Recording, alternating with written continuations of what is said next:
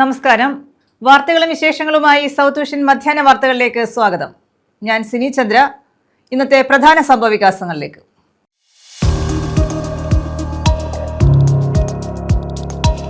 ചിതറയിൽ 24-കാരിയെ പീഡിപ്പിക്കാൻ ശ്രമം. സംഭവത്തിൽ ഓട്ടോറിക്ഷ ഡ്രൈവർ അറസ്റ്റിൽ. ചിതറ ചല്ലിമുക്ക് വട്ടകരിക്കം സ്വദേശി നിസാറുദ്ദീനാണ് അറസ്റ്റിലായത്.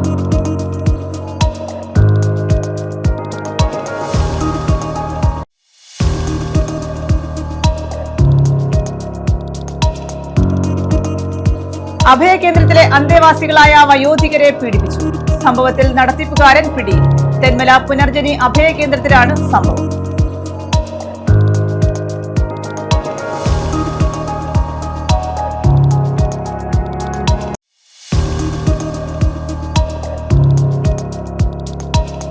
ഉയരത്തിൽ നിന്നും മണ്ണിടിഞ്ഞ് റോഡിലേക്ക് വീണു. കുളപ്പാടം കണ്ണനല്ലൂർ ആയൂർ റോഡിൽ പള്ളിമൺ മജിസ്ട്രേറ്റ് മുക്കിലാണ് മണ്ണിടിഞ്ഞത്. 22 അടിയിലേറെ ഉയരത്തിലുള്ള പുരയിടത്തിൽ നിന്നാണ് റോഡിലേക്ക് മണ്ണിടിഞ്ഞു വീണത്.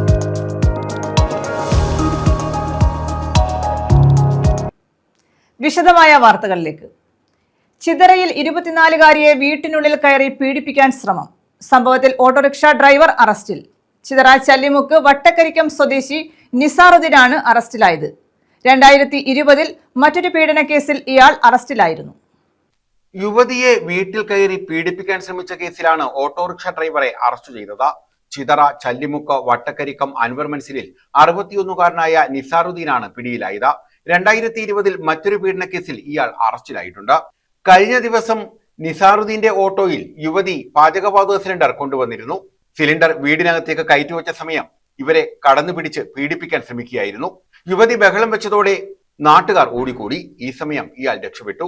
തുടർന്ന് യുവതി ചിതറ പോലീസിൽ പരാതി നൽകി. യുവതിയുടെ മൊഴി രേഖപ്പെടുത്തിയ പോലീസ് ഇയാളെ അറസ്റ്റ് ചെയ്തു. ന്യൂസ് ബ്യൂറോ, കൊല്ലം. ഉയരത്തിൽ നിന്നും മണ്ണിടിഞ്ഞ് റോഡിലേക്ക് വീണു. കുളപ്പാടം കണ്ണനല്ലൂർ ആയൂർ റോഡിൽ പള്ളിമൺ മജിസ്ട്രേറ്റ് മുക്കിലാണ് മണ്ണിടിഞ്ഞത്. പ്രധാന റോഡിൽ നിന്നും 22 അടിയിലേറെ ഉയരത്തിലുള്ള പുരയിടത്തിൽ നിന്നാണ് റോഡിലേക്ക് മണ്ണിടിഞ്ഞു വീണത്. കണ്ണനല്ലൂർ ആയൂർ റോഡിൽ പള്ളിമൺ മജിസ്ട്രേറ്റ് മുക്കിലാണ് മണ്ണിടിഞ്ഞത്. പ്രധാന പാതയിൽ നിന്ന് 22 അടിയിലേറെ ഉയരത്തിലുള്ള കുന്നത്തുവിള വീട്ടിൽ രഞ്ജിത്തിന്റെ വീടിന്റെ പിന്നിലെ പുരയിടത്തിൽ നിന്നാണ് റോഡിലേക്ക് മണ്ണിടിഞ്ഞത്. വീടിനും ബാത്റൂമിനും ഇടയിലുള്ള 150 മീറ്ററോളം ഭാഗത്തു നിന്നുമാണ് മണ്ണിടിഞ്ഞ് റോഡിലേക്ക് വീണത്. നിരവധി വാഹനങ്ങൾ കടന്നു പോകുന്ന റോഡിലേക്കാണ് മണ്ണിടിഞ്ഞത്. ഈ സമയത്ത് വാഹനങ്ങളും കാൽനടയാത്രികരും ഇല്ലാതിരുന്നതിനാൽ അപകടം ഒഴിവായി. പഞ്ചായത്ത് അംഗം പൊതുമരാമത്ത് അധികൃതരെ വിവരമറിയിച്ചെങ്കിലും യാതൊരുവിധ നടപടികളും ഉണ്ടായിട്ടില്ല. 20 അടി ഹൈറ്റോളം ഉണ്ട്. PWD ഉദ്യോഗസ്ഥരെ ശ്രദ്ധയപ്പെടുത്തിയിട്ടുണ്ട്. ഈ മണ്ണിടിഞ്ഞ് വീണത് മഴക്കെടുതിയിലൂടെയാണ്. ഈ മഴക്കെടുതിയിൽ പലപ്പോഴും ഇവിടെ മണ്ണിടിച്ചിലുണ്ടായിട്ടുണ്ട്. ആ മരങ്ങൾ മുറിച്ച് മാറ്റിയതിൻ്റെ ഭാഗമായിട്ട് കുറേ മണ്ണുകൾ മുൻകാലങ്ങളിലും ഇടിഞ്ഞു വീണ് തകർന്നിട്ടുള്ളതാണ്. ഇവിടെ ഒരു സംരക്ഷണ ഭിത്തി ആവശ്യമാണ്. 100 മീറ്ററോളം നീളത്തിലാണ് ഈ ഭൂമി ഉള്ളത്. ബഹുമാനപ്പെട്ട സമക്ഷം വേണ്ട നടപടികൾ സ്വീകരിക്കേണ്ടതാണ്. ഇപ്പോൾ തന്നെ റോഡ് ഗതാഗതം താറുമാറായി കിടക്കുകയാണ്. ബഹുമാനപ്പെട്ട സമക്ഷം വേണ്ട നടപടി സ്വീകരിക്കണമെന്ന് വിനീത അഭ്യർത്ഥിക്കുന്നു. PWD ഉദ്യോഗസ്ഥർ ഇന്ന് രാത്രിയോടുകൂടി തന്നെ നടപടി സ്വീകരിക്കുമെന്ന് വാക്ക് തന്നിട്ടുണ്ട്. നടപടി ഉണ്ടായില്ലെങ്കിൽ ഇനി പെയ്യുന്ന മഴയിൽ കൂടുതൽ ഭൂമി ഇടിഞ്ഞു വീഴാൻ സാധ്യതയുള്ളതായി കാണുന്നു. വേണ്ട നടപടി സ്വീകരിക്കണമെന്ന് വിനീതമായി അഭ്യർത്ഥിക്കുന്നു. വീടിനോട് ചേർന്ന് വീണ്ടും മണ്ണിടിയാനുള്ള സാധ്യത ഏറെയാണെന്ന് ചൂണ്ടിക്കാണിക്കപ്പെടുന്നു. News bureau, Kundara. അഭയകേന്ദ്രത്തിലെ അന്തേവാസികളായ വയോധികരെ പീഡിപ്പിച്ചു. സംഭവത്തിൽ നടത്തിപ്പുകാരൻ പിടിയിൽ. തെന്മല പുനർജനി അഭയകേന്ദ്രത്തിലാണ് സംഭവം. അഭയകേന്ദ്രം നടത്തിപ്പുകാരൻ ബ്രഹ്മദാസിനെ അറസ്റ്റ് ചെയ്തു. അഭയകേന്ദ്രത്തിലെ അന്തേവാസികളായ വയോധികമാരെ പീഡിപ്പിച്ച നടത്തിപ്പുകാരൻ അറസ്റ്റിൽ. തെന്മല വെള്ളിമല കേന്ദ്രീകരിച്ച് പ്രവർത്തിക്കുന്ന അഭയകേന്ദ്ര നടത്തിപ്പുകാരനായ ബ്രഹ്മദാസൻ എന്ന 52-കാരനാണ് പിടിയിലായത്. ജീവിത സായാഹ്നത്തിൽ ആരോരുമില്ലാതെ ആലംബഹീനരായ വയോധികരോടാണ് ഇയാൾ മനുഷ്യ മനസാക്ഷിയെ ഞെട്ടിക്കുന്ന ക്രൂരത കാട്ടിയത്. ഇതിന്റെ നടത്തിപ്പുകാരനായ ഈ പുനർജനി എന്ന സ്ഥാപനത്തിന്റെ നടത്തിപ്പുകാരനായ ബ്രഹ്മദാസ് എന്ന വ്യക്തി അവരെ നിരന്തരമായി ലൈംഗികമായി അവരെ പീഡിപ്പിച്ചുകൊണ്ടിരിക്കുകയാണ്. മദ്യം ഉൾപ്പെടെയുള്ളത് അവരെ വായിൽ ഒഴിച്ചു കൊടുത്തിട്ടാണ് അവരെ പീഡിപ്പിച്ചുകൊണ്ടിരിക്കുന്നത്. ഉടൻ തന്നെ നമ്മൾ തെമ്മൽ പോലീസിനെ അറിയിക്കുകയും അവർ സ്ഥലത്തെത്തുകയും ബാക്കിയുള്ള മൊഴികൾ എടുക്കുകയും ചെയ്തിട്ടുണ്ട്. കൂടാതെ തന്നെ ഇപ്പോൾ ഇതിൻ്റെ ജോലിക്ക് നിൽക്കുന്ന ഒരു ചേച്ചിയെ തന്നെ ഇതിൻ്റെ ബ്രഹ്മദാസ് എന്ന വ്യക്തി വളരെ ലൈംഗിക ചൂഷണത്തോടെ അവരെ കയറി പിടിക്കുകയും അവരോട് മറ്റുള്ള വൃത്തികെട്ട രീതിയിൽ സംസാരിക്കുകയും ചെയ്തു. ഈ സ്ഥാപനം മുൻ MLA പൊന്നൂർ XMLA മധുവിൻ്റെ പേരിലുള്ളതാണ്. പുള്ളിയുടെ കയ്യിൽ നിന്നും ഈ ബ്രഹ്മദാസ് എന്ന വ്യക്തി വാടകയ്ക്കെടുത്തിട്ടാണ് ഈ സ്ഥാപനം മാസം 7500 രൂപ വാടകയ്ക്കാണ് ഈ സ്ഥാപനം നടത്തുന്നത്. ഏകദേശം 13ഓളം അഭയാർത്ഥികളുണ്ട്. വെള്ളിയാഴ്ച രാവിലെ ഇവിടുത്തെ അന്തേവാസികളായ 2 വയോധികർ ഇയാളുടെ അടുത്തു നിന്നും ഓടി രക്ഷപ്പെടാൻ ശ്രമിക്കുന്നതിനിടെ നാട്ടുകാരോട് വിവരം പറയുകയായിരുന്നു. ഇതോടെയാണ് അഭയകേന്ദ്രത്തിലെ ക്രൂരതകൾ പുറം ലോകമറിഞ്ഞത്.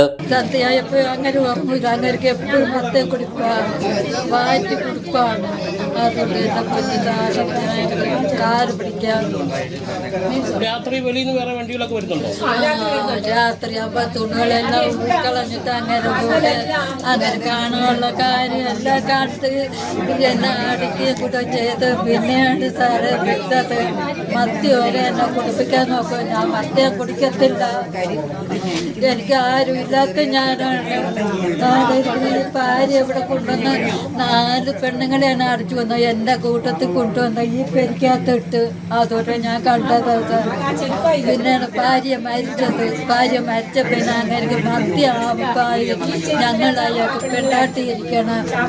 അതുകൊണ്ട് ഞാൻ കൈയ്യെടുത്ത് കാലം പിടിക്കുക. തുടർന്ന് പൊതുപ്രവർത്തകരും നാട്ടുകാരും ചേർന്ന് പോലീസിൽ വിവരമറിയിച്ചതോടെ പോലീസ് എത്തി ബ്രഹ്മദാസനെ കസ്റ്റഡിയിലെടുത്തു. ബലമായി ഇയാൾ മദ്യം വായിലൊഴിച്ച് നൽകുമായിരുന്നുവെന്നും വിസമ്മതിച്ചാൽ ക്രൂരമായി മർദ്ദിക്കുമായിരുന്നുവെന്നും അന്തേവാസികൾ പറയുന്നു. ഓർഫനേജ് കൺട്രോൾ ബോർഡിന്റെ നിർദ്ദേശങ്ങളെല്ലാം കാറ്റിൽ പറത്തി വൃത്തിഹീനമായ അന്തരീക്ഷത്തിൽ 13ഓളം അന്തേവാസികളെയാണ് ഇയാളിവിടെ പാർപ്പിച്ചിരുന്നത്.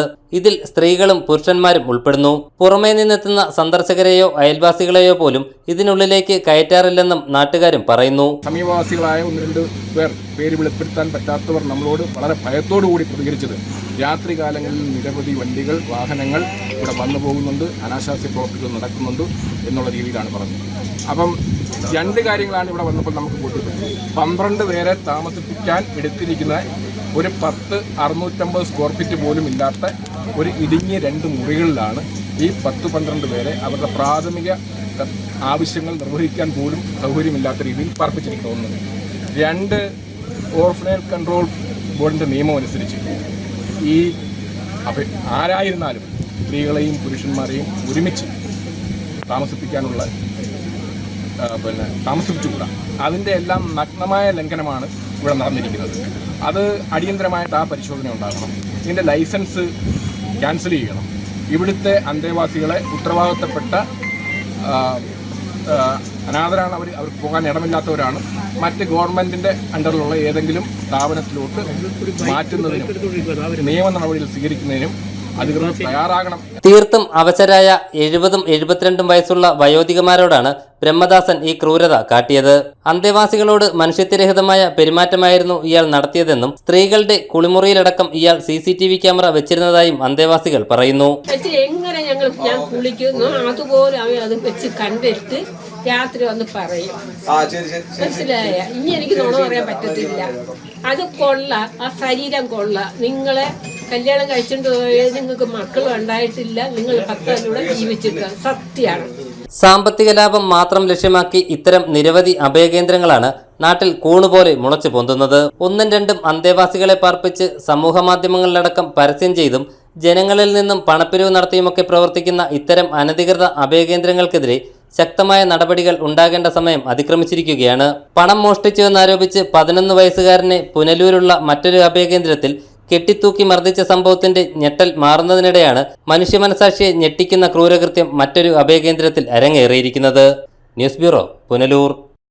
അഗ്നിരക്ഷാസേന പരാജയപ്പെട്ടിടത്ത് നേട്ടം കൈവരിച്ച് വിദ്യാർത്ഥികൾ.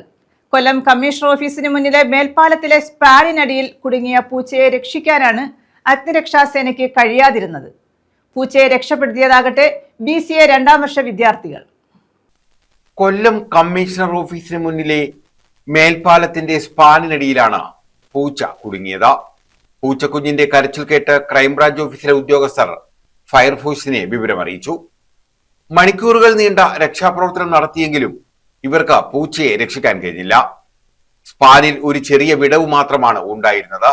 അതിലൂടെ കമ്പും റോപ്പും ഉപയോഗിച്ച് പൂച്ചക്കുഞ്ഞിനെ രക്ഷിക്കാൻ നോക്കിയെങ്കിലും അവസാനം ശ്രമം ഉപേക്ഷിച്ച് ഇവർ മടങ്ങുകയായിരുന്നു. ഒരു പൂച്ചക്കുഞ്ഞ് അതിനിടെ 2 ബീമുകൾക്കിടയിൽ കുടുങ്ങിയതാണ്. അതിനിടയിൽ കൈ കടത്താൻ പോലും ഒരു കമ്പ് കയറാൻ പോലുള്ള ഗ്യാപ്പില്ല. അതാണ് സംഭവിച്ചത്. അത് എടുക്കാൻ പറ്റത്തില്ല. പൂച്ച കമ്പ് വെച്ച് കുത്തുന്നതിനിടയ്ക്ക് അങ്ങ് അകത്തോട്ട് കയറി പോവുക. അത് പുറത്തോട്ട് ഇറങ്ങി വരുന്നില്ല. ഒന്നും ചെയ്യാൻ പറ്റാത്ത അവസ്ഥയാണ്. ഇപ്പൊ എന്തുവായിരിക്കും അവന്റെ അവസ്ഥ? എങ്ങനെയോ ആരോ കൊണ്ടിട്ടതങ്ങാണായിരിക്കും, ഇട്ട വഴി അങ്ങനെ ഇടയ്ക്ക് കയറിയതായിരിക്കും. ഇനി തനിയെ ഇറങ്ങി പോകാനുള്ള വല്ല ചാൻസ്? ഒരു രക്ഷയില്ല. ഇറങ്ങി വരികയാണെങ്കിൽ നമുക്ക് എടുത്ത് കൊടുക്കാമെന്ന് പറഞ്ഞിട്ടുണ്ട്, അവർ വിളിച്ചാൽ മതി എന്ന് പറഞ്ഞിട്ടുണ്ട്.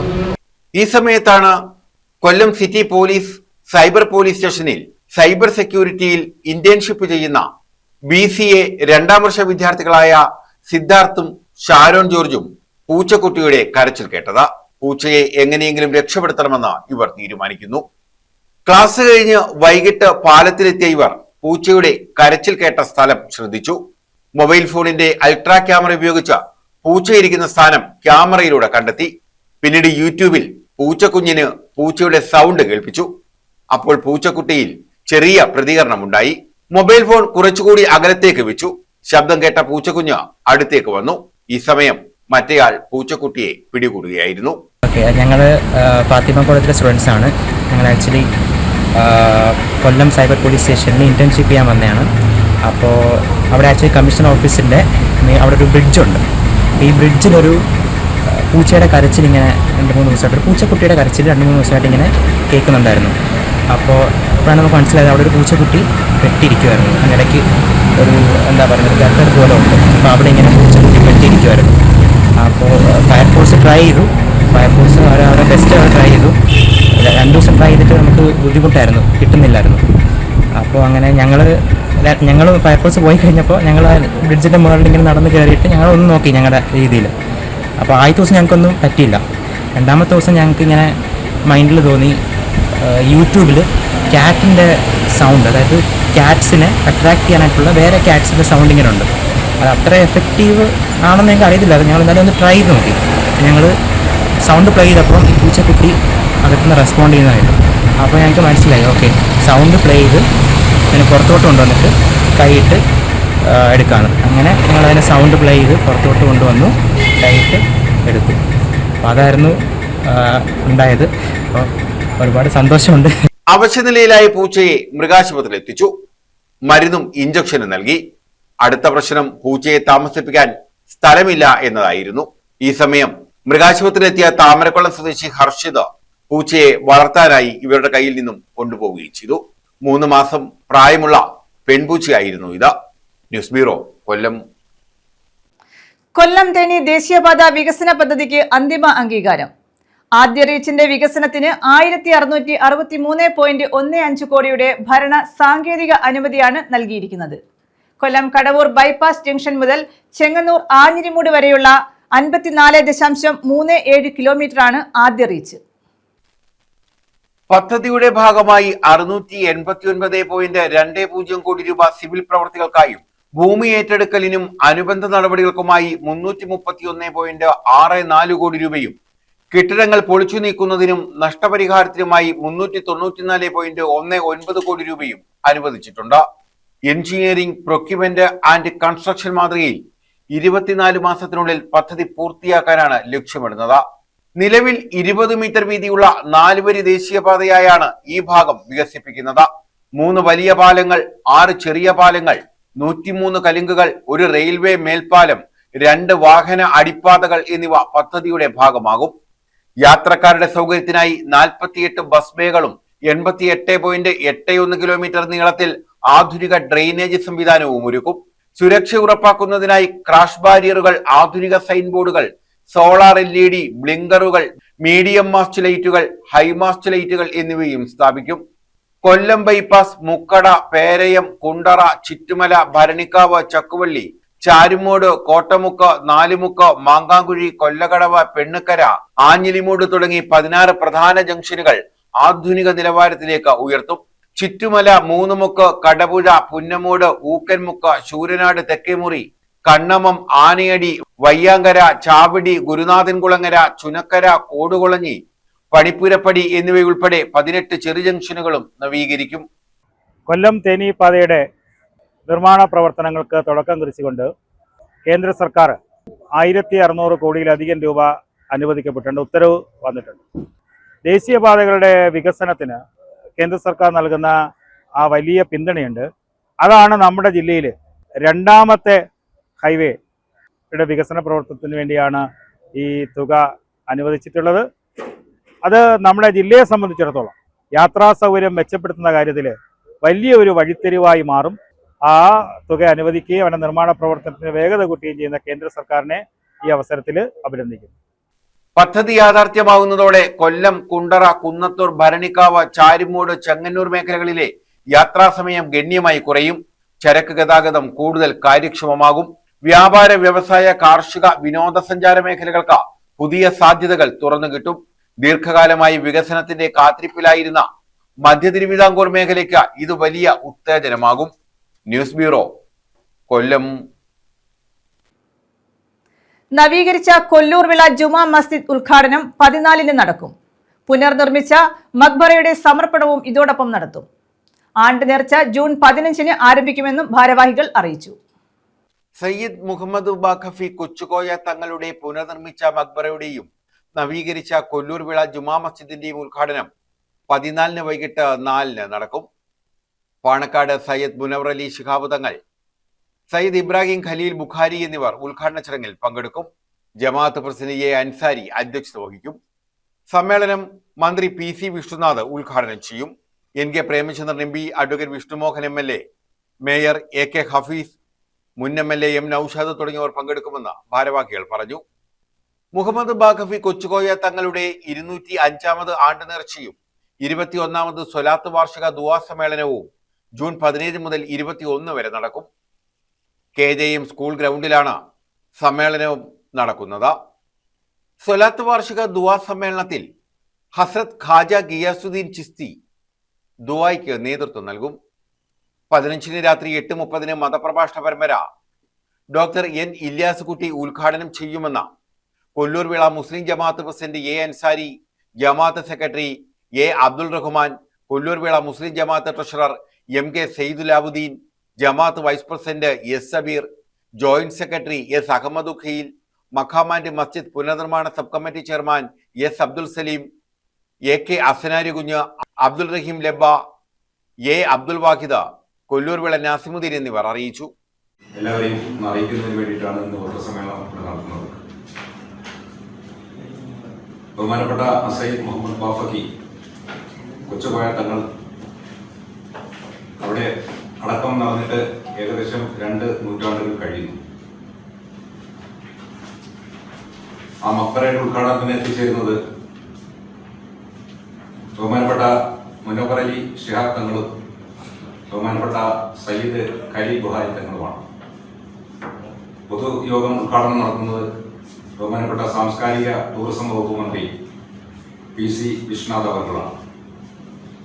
യോഗത്തിൽ ബഹുമാനപ്പെട്ട MP NK Premachandran, Kollam mayor advocate AK Hafeez, advocate Vishnumohan MLA, മുൻ MLA M നൌഷാദ് തുടങ്ങി പ്രമുഖ വ്യക്തികൾ പങ്കെടുക്കും. നിങ്ങൾ എല്ലാവരുടെയും സഹകരണം അക്കാര്യത്തിൽ ഉണ്ടാകണം എന്ന് ഒരിക്കൽ കൂടി അറിയിക്കുകയാണ്. ഇതോടൊപ്പം 205ാമത് ആണ്ട് നേർച്ച കൂടെ നടത്തുകയാണ്. മഹാന്റെ ആണ്ട് നേർച്ച 205ാമത് ആണ്ട് നേർച്ച കൂടെ നടക്കുകയാണ്. ജൂൺ 21-ാം തീയതിയാണ് സമാപനം, അടുത്ത ഞായറാഴ്ച. സമാപന സമ്മേളനത്തിന്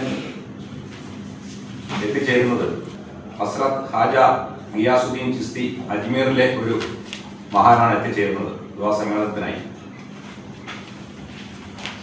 ഈ മഖാമിന്റെ നിർമ്മാണം പൂർത്തിയാക്കിയത് നിലവിലുള്ള കമ്മിറ്റിയുടെ ഒരു സബ് കമ്മിറ്റി, നിർമ്മാണ സബ് കമ്മിറ്റിയാണ്. ന്യൂസ് ബ്യൂറോ, കൊല്ലം. കൗൺസിൽ യോഗത്തിൽ നിന്നും LDF അംഗങ്ങൾ ഇറങ്ങിപ്പോയി. കൊല്ലം കോർപ്പറേഷനിലാണ് LDF അംഗങ്ങളുടെ പ്രതിഷേധം ഉണ്ടായത്. ജനങ്ങളെ ബാധിക്കുന്ന വിവിധ വിഷയങ്ങളിൽ കോർപ്പറേഷൻ അനാസ്ഥ കാട്ടുകയാണെന്ന് LDF അംഗങ്ങൾ ആരോപിച്ചു. വാക്കൌട്ട് നടത്തിയ അംഗങ്ങൾ കോർപ്പറേഷന് മുന്നിൽ കുത്തിയിരുന്ന് പ്രതിഷേധിച്ചു.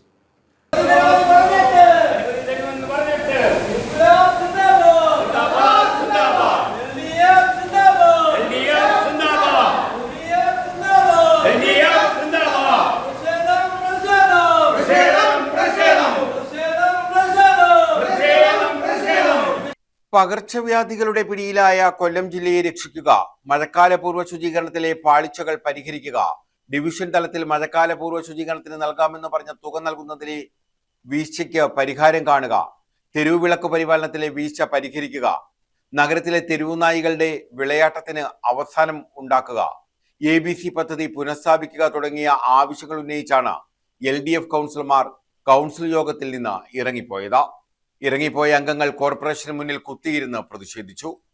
ബീച്ചിലെത്തിയാൽ എലിയുടെ കടിയേറ്റ് ചികിത്സ തേടേണ്ട സ്ഥിതിയാണെന്ന് LDF അംഗങ്ങൾ ആരോപിച്ചു. ആശ്രാമ മൈതാനത്ത് ശുചിമുറി മാലിന്യം തള്ളിയിട്ട് യാതൊരു നടപടിയും സ്വീകരിച്ചിട്ടില്ല. കാണേണ്ടവരെ കണ്ടാൽ എവിടെയും മാലിന്യം തള്ളാവുന്ന സ്ഥിതിയാണ് ഉള്ളതെന്നും ഇവർ കുറ്റപ്പെടുത്തി. അനധികൃത നിയമനവും തകൃതിയായി നടക്കുകയാണെന്ന് LDF ആരോപിച്ചു. പണം വാങ്ങി കോൺഗ്രസുകാരെ തിരികെ കയറ്റുകയാണ്. ഇതിനെതിരെ ശക്തമായ പ്രക്ഷോഭം സംഘടിപ്പിക്കും. മഴക്കാലപൂർവ്വ ശുചീകരണവുമായി ബന്ധപ്പെട്ട് കൗൺസിലർമാർക്ക് 1 ലക്ഷം രൂപ നൽകാമെന്ന് പറഞ്ഞെങ്കിലും നഗരം വെള്ളക്കെട്ടിലായിട്ടും ഇതുവരെ തുക നൽകിയിട്ടില്ല. കൗൺസിലിൽ തീരുമാനങ്ങൾ എടുക്കാതെ സ്വന്തം ഇഷ്ടപ്രകാരമാണ് ഭരണസമിതി തീരുമാനങ്ങൾ എടുക്കുന്നത്.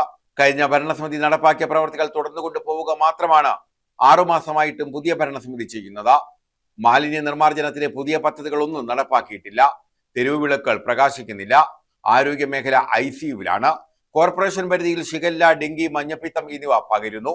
പ്രതിരോധ നടപടികൾ ഒന്നും തന്നെ സ്വീകരിക്കുന്നില്ലെന്നും LDF കൗൺസിലർമാർ ആരോപിച്ചു.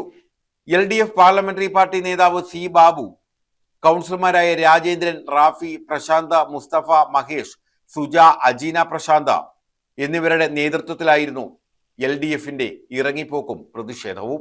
ന്യൂസ് ബ്യൂറോ, കൊല്ലം. ലക്ഷങ്ങൾ ചെലവാക്കി ഹൈടെക് കെട്ടിടം നിർമ്മിച്ചെങ്കിലും അംഗനവാടിയുടെ പ്രവർത്തനം ഇപ്പോഴും വാടക കെട്ടിടത്തിൽ. അഞ്ചൽ ഗ്രാമപഞ്ചായത്തിലെ വെൺമണിയോട് വാർഡിൽ നിർമ്മിച്ച കെട്ടിടമാണ് ഉപയോഗിക്കാത്തത്. അംഗനവാടിയിലേക്ക് പോകാൻ സുരക്ഷിതമായ വഴിയില്ലാത്തതാണ് പ്രവർത്തനം ആരംഭിക്കാൻ വൈകുന്നതിന് കാരണമെന്ന് നാട്ടുകാർ പറയുന്നു. അംഗനവാടിയിലേക്ക് പോകാനുള്ള വഴിയിൽ മഴക്കാലമായാൽ വെള്ളം കുത്തിയിറങ്ങുകയാണ്. 5 ലക്ഷം വിനിയോഗിച്ചാണ് വഴിയിൽ നിർമ്മാണ പ്രവർത്തനം നടത്തിയത്. അതും പ്രയോജനം ചെയ്തില്ല. കഴിഞ്ഞ പഞ്ചായത്ത് ഭരണസമിതി MLA ഫണ്ടിൽ നിന്നും അനുവദിച്ച 20 ലക്ഷം രൂപ വിനിയോഗിച്ചാണ് ഹൈടെക് അംഗനവാടി കെട്ടിടം നിർമ്മിച്ചത്. അംഗനവാടിയിലേക്ക് കുഞ്ഞുങ്ങൾക്ക് സുരക്ഷിതമായി പോകാൻ അടിയന്തരമായി അധികൃതർ ഇടപെട്ട് വഴിയൊരുക്കി അംഗനവാടി വാടക കെട്ടിടത്തിൽ നിന്നും മാറ്റി പുതിയ കെട്ടിടത്തിൽ പ്രവർത്തനം ആരംഭിക്കാൻ നടപടി സ്വീകരിക്കണമെന്ന് നാട്ടുകാരും രക്ഷിതാക്കളും ആവശ്യപ്പെടുന്നു. 6 മാസമായി ഉദ്ഘാടനം ചെയ്തിട്ടേക്കുന്ന ഒരു അംഗൻവാടിയാണിത്. ഈ വഴിയുടെ പ്രശ്നം പറഞ്ഞിട്ടാണ് ഈ അംഗൻവാടി തുറന്ന് പ്രവർത്തിക്കാത്തത്.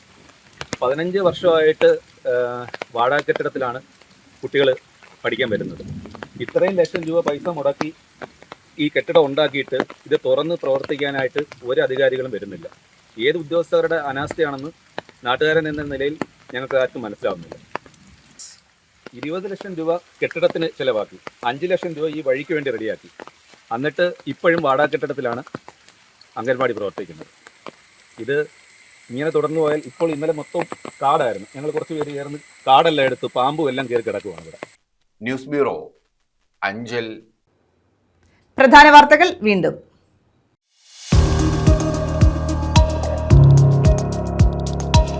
ചിതറയിൽ 24-കാരിയെ പീഡിപ്പിക്കാൻ ശ്രമം. സംഭവത്തിൽ ഓട്ടോറിക്ഷ ഡ്രൈവർ അറസ്റ്റിൽ. ചിതറ ചല്ലിമുക്ക് വട്ടകരിക്കം സ്വദേശി നിസാറുദ്ദീനാണ് അറസ്റ്റിലായത്.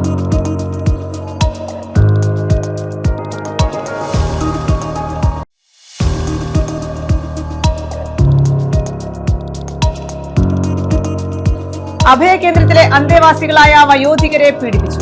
സംഭവത്തിൽ നടത്തിപ്പുകാരൻ പിടിയിൽ. തെന്മല പുനർജനി അഭയകേന്ദ്രത്തിലാണ് സംഭവം.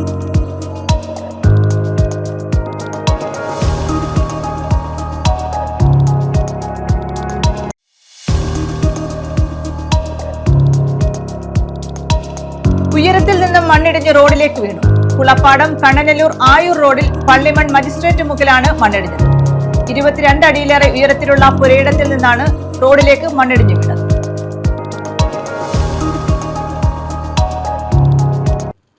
ഈ വാർത്താ ബുള്ളറ്റിൻ പൂർണ്ണമാകുന്നു. നമസ്കാരം.